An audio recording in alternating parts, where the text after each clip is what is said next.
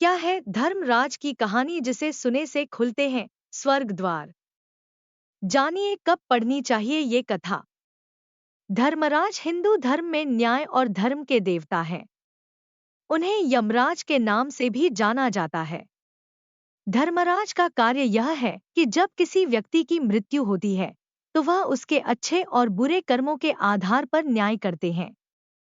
उनके अनुसार व्यक्ति को स्वर्ग, नरक या पुनर्जन्म का मार्ग मिलता है। आइए मित्रों जाने, प्लीज लाइक सब्सक्राइब करें, कमेंट में राधे राधे जरूर लिखें। धर्मराज कौन है? एक जन्म। धर्मराज सूर्य देव और उनकी पत्नी संज्ञा के पुत्र हैं। वे शनि और यम की बहन यमुना के भाई भी हैं। दो स्थान। धर्मराज का निवास यमलोक है, जिसे मृत्युलोक के बाद का स्थान माना जाता है। तीन कर्तव्य। धर्मराज का मुख्य कार्य मृत आत्माओं के कर्मों का हिसाब किताब करना और उनके फल का निर्णय करना है। धर्मराज का प्रतीकात्मक रूप। एक दंड के साथ। धर्मराज के पास एक दंड, छड़ी, होता है जो न्याय और अनुशासन का प्रतीक है। दो पशु वाहन। उनका वाहन भैंसा, महिष है, जो स्थिरता और शक्ति का प्रतीक है। धर्मराज हमें सिखाते हैं कि अच्छे कर्म करने से स्वर्ग और सुख मिलता है, जबकि बुरे कर्मों का परिणाम नरक या दुहक भोगना होता है। वे न्याय के संरक्षक हैं, जो यह सुनिश्चित करते हैं कि हर व्यक्ति को उसके कर्मों के आधार पर उचित फल मिले। धर्मराज का उपदेश यह है कि हमें जीवन में हमेशा सत्य, धर्म और न्याय का पालन करना चाहिए। धर्मराज की कथा। इसमें आपको है धर्मराज के व्रत और उनकी एक कहानी बताने जा रहे हैं। ऐसा कहा जाता है कि इस कहानी को सुनने और व्रत करने से शुरू करने से पहले जान लीजिए कि धर्मराज श्री यमराज का ही दूसरा नाम है। मोक्ष एवं स्वर्ग प्राप्ति होती है। एक समय की बात है जब पृथ्वीलोक पर बब्रुवाहन नामक एक राजा हुआ करता था। उनका राज्य बड़ा ही सुखद था, समृद्ध था एवं राजा भी बड़े दयालु थे। इसी राज्य में एक ब्राह्मण हरिदास भी निवास करता था। हरिदास एक तपस्वी था एवं उसका विवाह गुणवती से हुआ था, जो कि बहुत ही सुशील, धर्मवती एवं पतिव्रता महिला थी। गुणवती ने जीवन भर में सभी देवी देवताओं की उपासना की और सभी प्रकार के व्रत किए एवं दान धर्म भी किया करती थी। इसके अलावा अतिथि सेवा को भी वह अपना धर्म मानती थी। ऐसे ही हंसी खुशी और ईश्वर की उपासना करते हुए वह वृद्ध हो गई। जब उसकी मृत्यु हुई तो यम धर्मराज के दूत उसे अपने साथ धर्मराजपुर ले गए। यमलोक में सुंदर सिंहासन पर धर्मराज विराजमान थे और उनके ही पास में चित्रगुप्त भी बैठे थे। आपको पता ही होगा कि चित्रगुप्त के पास सभी प्राणियों के पाप पुण्य का लेखा होता है। चित्रगुप्त प्रभु को प्राणियों का लेखा जोखा सुना रहे थे, तभी वहां यमदूत गुणवती को लेकर पहुंचे। गुणवती उन्हें देखकर थोड़ी भयभीत हुई और मुंह नीचे कर खड़ी हो गई। चित्रगुप्त ने गुणवती का ब्यौरा निकाला और धर्मराज को बताया।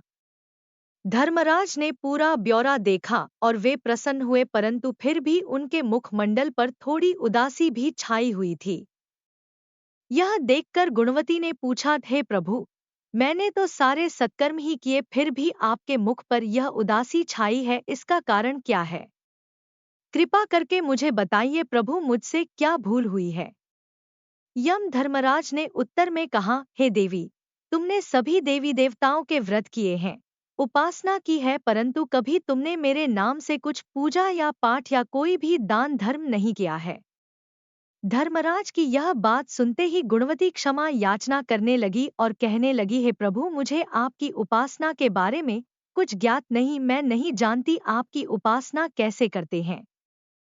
कृपा करके मुझे वह उपाय बताइए प्रभु, जिससे कि सभी मनुष्य आपकी कृपा के पात्र बन सकें।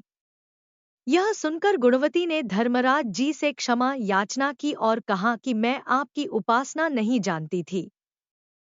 कृपा करके वो उपाय बताइए जिससे सभी मनुष्य आपकी कृपा के पात्र बन सकें।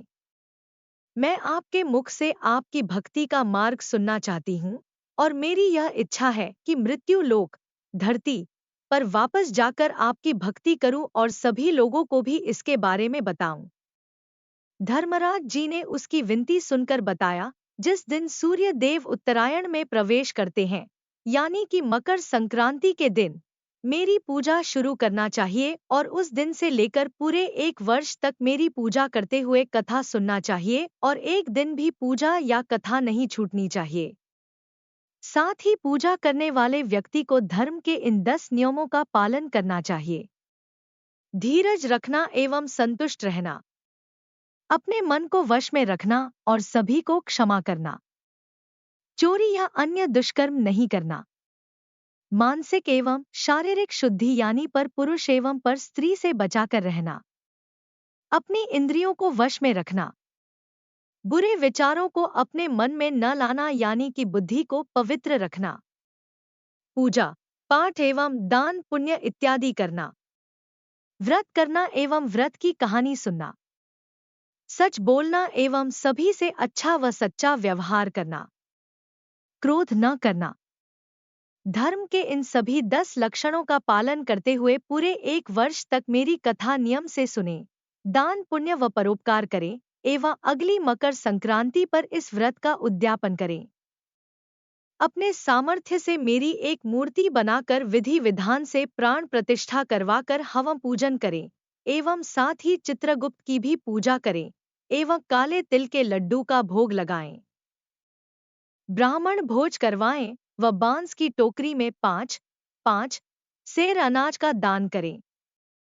इसके अलावा गरीबों या जरूरतमंद को गद्दा, तकिया, कंबल, छप्पन, लोटा व वस्त्र आदि का दान करें। हो सके तो गौ दान करें। धर्मराज से व्रत की पूरा कथा सुनकर गुणवती ने पुनः धर्मराज से प्रार्थना की और कहा, हे प्रभु, आप एक बार फिर। धर्मराज जी की बातें सुनकर गुणवती ने विनती की, हे प्रभु, मुझे फिर से मृत्युलोक में जाने दीजिए, जिससे मैं आपके व्रत को करूं और इस व्रत का प्रचार भी लोगों में कर सकूं। इस पर यमराज ने अपनी सहमति दी। धरती लोक पर गुणवती पुनः जीवित हो उठी और उसके परिजन प्रसन्न हुए। गुणवती ने धर्मराज से हुए वार्तालाप के बारे में अपने पतिदेव को बताया और कहा कि हम यह व्रत अवश्य करेंगे और धर्म के नियमों का पालन भी करेंगे। मकर संक्रांति आते ही गुणवती और उसके पति ने व्रत शुरू कर दिया और 1 वर्ष पश्चात इसका उद्यापन किया। इसी व्रत के प्रभाव से उन पर धर्मराज की कृपा हुई और उन्हें मोक्ष की प्राप्ति हुई। कथा का समापन हुआ। तो बोलो यम धर्मराज की जय। धन्यवाद। राधे राधे।